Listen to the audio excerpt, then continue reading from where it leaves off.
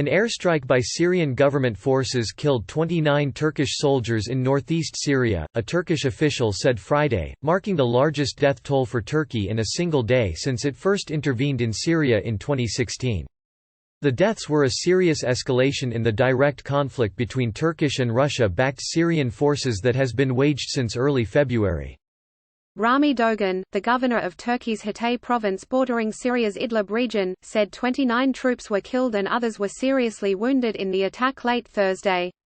He said 39 injured people were being treated in Turkish hospitals. 3 Turkish soldiers were killed earlier Thursday in Idlib. At least 50 have now been killed in Idlib since the start of February. Turkish President Recep Tayyip Erdogan was holding an emergency security meeting in Ankara, the state-run Anadolu news agency reported. Meanwhile, Turkish Foreign Minister Mevlut Cavusoglu spoke to NATO Secretary-General Jens Stoltenberg by telephone. Erdogan's spokesman Ibrahim Kalin, who plays a senior role in foreign affairs, also spoke to U.S. National Security Advisor Robert O'Brien. The airstrike came after a Russian delegation spent 2 days in Ankara for talks with Turkish officials on the situation in Idlib, where a Syrian government offensive has sent hundreds of thousands of civilians fleeing towards the Turkish border.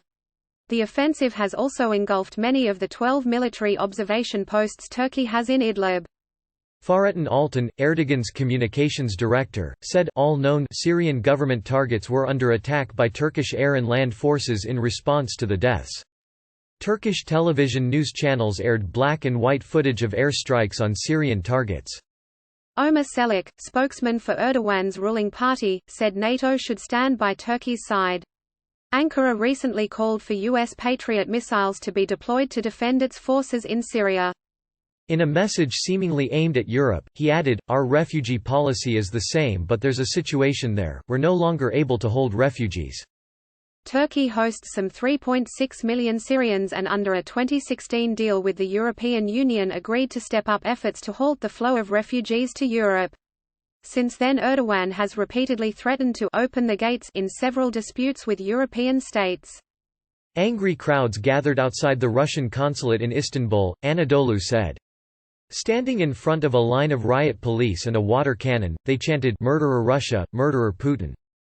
The airstrike came after Turkey-backed Syrian opposition fighters retook a strategic northwestern town from government forces on Thursday, opposition activists said, cutting a key highway just days after the government reopened it for the first time since 2012.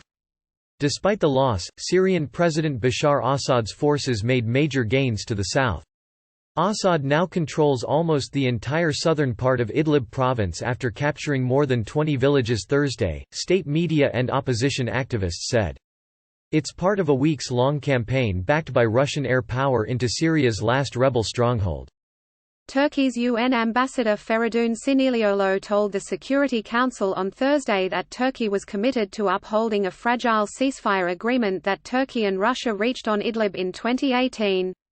The Syrian government troops' deliberate attacks on our forces has been a turning point. We are now determined more than ever to preserve Idlib's de-escalation status. The Syrian government's military campaign to recapture Idlib province has triggered a humanitarian catastrophe and the war's largest single wave of displacement.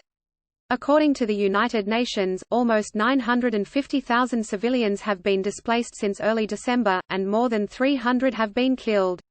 Most have fled farther north to safer areas near the Turkish border, overwhelming camps already crowded with refugees in cold winter weather.